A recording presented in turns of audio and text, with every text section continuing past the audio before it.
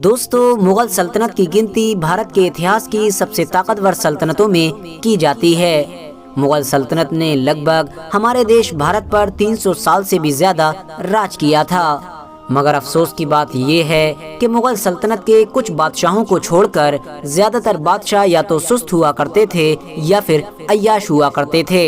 यानी उन लोगों ने अपनी सल्तनत की ताकत के नशे में चूर होकर आगे के बारे में सोचना भी गवारा न किया। और इसका सबसे बड़ा सबूत ये है कि आज भी आप लोगों को इंडिया, पाकिस्तान और बांग्लादेश में ऐसी बहुत सारी हिस्टोरिकल बिल्डिंग्स या फिर मकबरे तो देखने को मिल जाएंगे कि जो मुगल सल्तनत के दौर में बनवाए गए होंगे, मगर ऐसी कोई यूनिवर्सिटी या फिर हॉस्पिटल देखने को नहीं मिलेगा कि जो मुगल बादशाहों की तरफ से बनवाया गया हो। लेकिन दोस्तों, वो कहावत है कि वक्त अपने आप को जरूर बदलता है, और ऐसा ही मुगलों के साथ हुआ।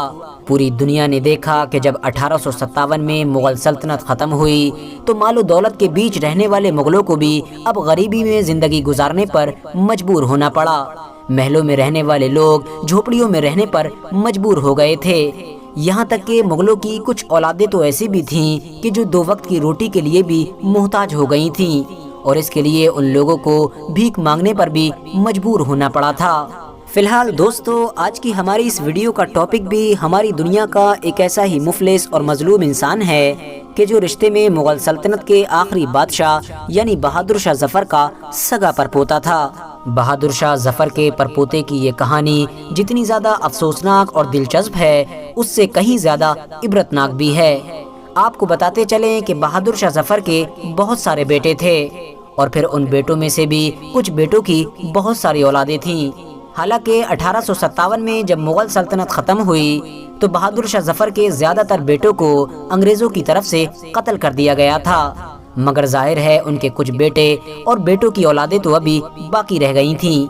यानी दिल्ली में बहादुर शाह जफर का एक बड़ा खानदान अभी भी मौजूद था, जो सल्तनत के खत्म हो जाने के बाद अलग अलग बिखरना शुरू हो गया था। बहादुर शाह जफर के दिल्ली में मौजूद बहुत सारे वली अहदों में से एक वली अहद का नाम मिर्जा विलायत शाह भी था, जो सल्तनत खत्म हो जाने के बाद बस्ती हजरत निजामुद्दीन के इलाके में आकर आबाद हो गए थे, और यहाँ पर आकर गरीबी की जिंदगी गुजारने लगे थे, क्योंकि इनकी फैमिली के पास आमदनी का तो कोई जरिया था नहीं। ऊपर से मिर्जा विलायत शाह अफयून के आदी हो चुके थे, जिसकी वजह से अब बहुत जल्द ही इनके पास मौजूद वो मालो दौलत भी खत्म हो गया था कि जो इनको अपने बाप दादा की तरफ से हिस्से में मिला था। धीरे धीरे अब इनके हालात और भी ज्यादा खराब होने लगे। ऐसे हालात में वो सारे नौकर चाकर जो किसी दौर में पूरा दिन इनकी जी हुजूरी करते रहते थे, इनको छोड़कर चले गए। आपको बताते चलें कि मिर्जा विलायत शाह का एक बेटा भी था जिसका नाम साहिब आलम था। शुरू में साहिब आलम को मिर्जा साहब कहा जाता था, जो आगे चलकर धीरे धीरे इनकी गरीबी की वजह से मिर्जा साहब से मुज्जी में बदल गया था, और फिर हर कोई इस शहजादे को मुज्जी कहकर ही पुकारा करता था। मुज्जी नाम के इस मोगलिया शहजादे को विरासत में अपने बाप दादा से इल्म का खजाना यानी नॉलेज मिली हो या ना मिली हो, लेकिन इस बात में कोई शक नहीं है कि मुज्जी नाच गाने का बहुत शौकीन था। नामुमकिन था कि आसपास में कहीं मुजरा हो और मुज्जी साफ सुथरा कुर्ता पजामा पहनकर वहाँ हाजिर ना हो। शुरू में जब सिनेमा का सिस्टम हिंदुस्तान में आया तो मुज्जी नाम के इस शहजादे ने सिनेमा के शौक में वहाँ तक पहुँचने के लिए मीलों का सफर पैदल करना ही शुरू कर दिया था। इसके अलावा मुज्जी नाम के शहजादे ने मिजाज भी बड़ा आशिकाना पाया था। अभी कम उम्र ही थी कि मुज्जी नाम के शहजादे ने अपने इलाके की ही एक बेवा औरत के साथ डींगे लड़ाना शुरू कर दी थी, और बदकिस्मती से एक दिन मुज्जी नाम के ये शहजादे उस औरत के साथ रंगे हाथों पकड़े गए। उसके बाद उस औरत का क्या हुआ इस बारे में तो किसी को भी नहीं पता, लेकिन मुज्जी के साथ वो हुआ कि जो किसी ने सोचा भी नहीं था। दुनिया ने देखा कि इतिहास में भारत पर राज करने वाली सबसे ताकतवर सल्तनत में पैदा होने वाले एक मुज्जी शहजादे को दिल्ली की मेन चौक में मुर्गा बनाया गया। जिस वक्त मुज्जी शहजादा दिल्ली के बीच चौराहे पर मुर्गा बना हुआ था, उस वक्त लोग उसके चारों तरफ भीड़ लगाकर उसको देख रहे थे। मुज्जी शहजादे की किस्मत अच्छी थी कि उसी वक्त उस तरफ से मशहूर ख्वाजा हसन निजामी का गुजर हुआ। उन्होंने देखते ही पहचान लिया कि ये कोई और नहीं बल्कि वही मुज्जी शहजादा है कि जो बहादुर शाह जफर का परपोता है। انہوں نے فوراً اس معاملے میں دخل اندازی کی اور رضامندی کراتے ہوئے اس سکینہ نام کی بیوہ عورت کا نکاح مجی شہزادے کے ساتھ کرا دیا۔ لیکن اب مجی شہزادے کے لیے پریشانی کی بات یہ تھی کہ وہ اپنی نئی نویلی دلہن کو کہاں لے کر جائے، جس کی وجہ سے اب خواجہ حسن نظامی نے ہی اپنے گھر کی ایک کوٹری ان دونوں کے حوالے کر دی تاکہ مجی شہزادہ اپنی بیوی کے ساتھ اس میں آرام کے ساتھ رہ سکے۔ اس کے بعد خواجہ حسن نظامی کے گھر سے ہی ان دونوں نئے دولہا دلہن کے لیے 2 وقت کا کھانا بھی جانے لگا۔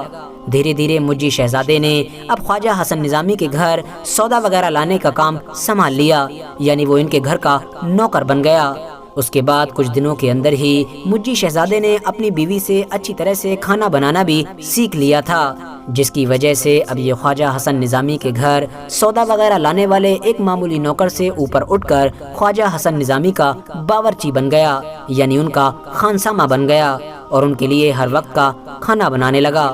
اس کے بعد مجی شہزادے کی پوری زندگی کھانا بنانے اور ٹیبل سجانے میں ہی گزر گئی۔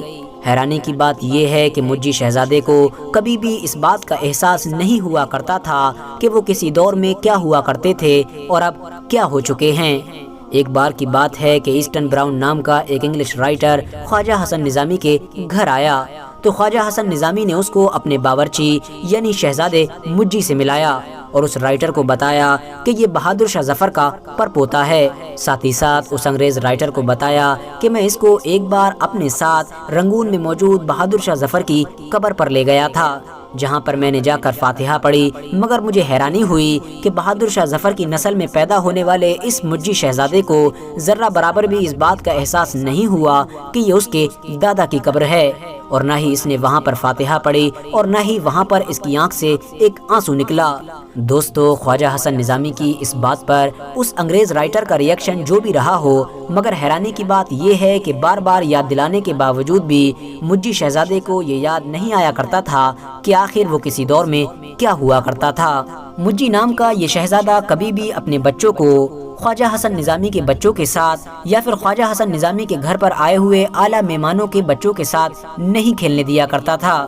ایک بار خواجہ حسن نظامی کے پوچھنے پر انہوں نے بتایا کہ میں نہیں چاہتا کہ مجھ جیسے نوکر کے بچے میرے آقا کے ساتھ کھیلیں۔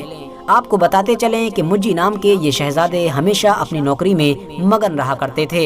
انہوں نے اپنی ساری قابلیت یعنی اپنی ساری صلاحیت ایک اچھا باورچی بننے میں ہی لگا دی تھی۔ مجی نام کے اس شہزادے کو بہت ساری کہانیاں بھی یاد ہوا کرتی تھیں، مگر حیرانی کی بات یہ ہے کہ مجی کبھی بھی اپنی کہانیوں میں مغل سلطنت یا 1857 کے غدر یا پھر لال قلعے کا ذکر نہیں کیا کرتے تھے۔ مجی کو دلی شہر سے بھی بہت پیار تھا۔ ان کو دلی کے میلے اور ٹھیلوں سے اتنی زیادہ محبت تھی کہ وہ اس کے لیے کئی بار اپنی نوکری چھوڑنے کے لیے بھی راضی ہو گئے تھے۔ 1947 میں جب انڈیا پاکستان کا بٹوارا ہوا تو اپنی بیوی کے مجبور کرنے پر انہوں نے بھی پاکستان جانے کا فیصلہ کیا اور وہاں پہنچ کر ان کے 2 بیٹوں کو شاید چپراسی کی نوکری مل گئی تھی، مگر پاکستان پہنچ کر مجی نام کے اس شہزادے کی زندگی پوری طرح سے بدل گئی۔ ان کے بیٹوں نے ان کی طرف دھیان دینا بند کر دیا، جس کی وجہ سے یہ ایک ایک کوڑی کے لیے محتاج ہو گئے۔ ساتھ ہی ساتھ مجی کو دلی کی بھی بہت یاد آیا کرتی تھی۔ دلی شہر کی محبت مجی کو اندر ہی اندر مار رہی تھی۔ RH نیٹ ورک کے نالجبل فرینڈز، مجی نام کے اس مغلیہ شہزادے کا آخری دور بڑا دردناک گزرا۔ آپ کو بتاتے چلیں کہ زندگی کے آخری دنوں میں مجی نام کے اس شہزادے نے بہت کوششیں کی کہ وہ کسی طرح سے پاکستان سے دلی واپس آ جائیں۔ اس کے لیے انہوں نے کئی بڑے بڑے لوگوں سے سورس بھی لگوائے، مگر پاسپورٹ کی پابندی اور سفر کے خرچے سمیت ایسے بہت سارے ایشوز تھے کہ جنہوں نے ان کو چاہ کر بھی دلی واپس نہیں آنے دیا، اور اپنے سب سے پیارے شہر یعنی دلی واپس آنے کی آرزو لیے مجی نام کے اس شہزادے کی 1961 میں موت ہو گئی۔ لوگوں کو ان کی موت کی خبر بھی لگ بھگ 3 مہینے بعد ملی، جس کی وجہ سے ان کے انتقال کی ایگزیکٹ ڈیٹ بھی نہ معلوم ہو سکی۔ فی الحال دوستو، آج کی اپنی ویڈیو کو ہم یہیں پر ختم کرتے ہیں۔ ویڈیو پسند آنے پر نہ صرف ویڈیو کو لائک کریں بلکہ اپنے فرینڈز کے ساتھ بھی ضرور شیئر کریں، اور اسی طرح کی نالجبل اور ہسٹوریکل ویڈیوز ہمیشہ دیکھنے کے لیے ہمارے اس چینل کو سبسکرائب کر کے ساتھ ہی میں بیل آئیکن کو بھی پریس کر دیں۔